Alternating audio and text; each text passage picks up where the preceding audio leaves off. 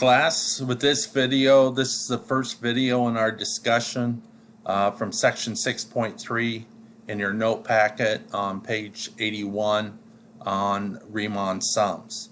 Before we start filling out the note packet, I just want to give you a big overview on what this section is all about.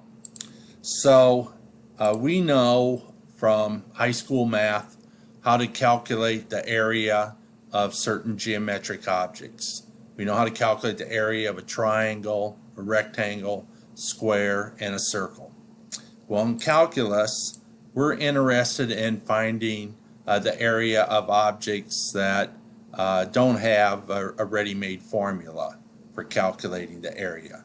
So in this graph here, we have the graph of the squaring function y equals x squared. And we're looking at the graph of the function from x equals 0 to x equals 1. And so we're interested in this gray area labeled R, bounded by the graph of the function, the vertical line x equals 1, and the x-axis. This gray area, what's the area in gray here labeled R? Well, we don't have a ready-made formula for it. So how can we at least estimate this area? Well, one way is we know the area of a rectangle, so we can use rectangles to estimate this area. So down below here, right, I have the graph of the squaring function again, y equals x squared, and then here's the vertical line, x equals 1, and here's the x-axis.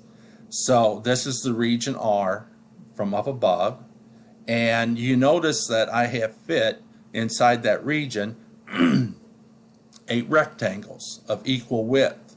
And so the rectangles don't perfectly fill up that region, the gray region R up above, but you know they fit the region fairly well. And so we can calculate the area of each of those 8 rectangles, and that will give us an estimate of the size of the area up here labeled R in gray.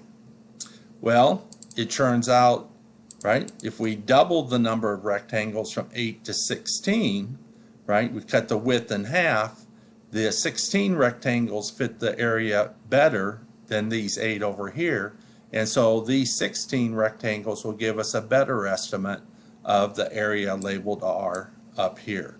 So this is what this section is all about, right, using rectangles to estimate the area under a curve and above the x-axis between two values of x on the x-axis.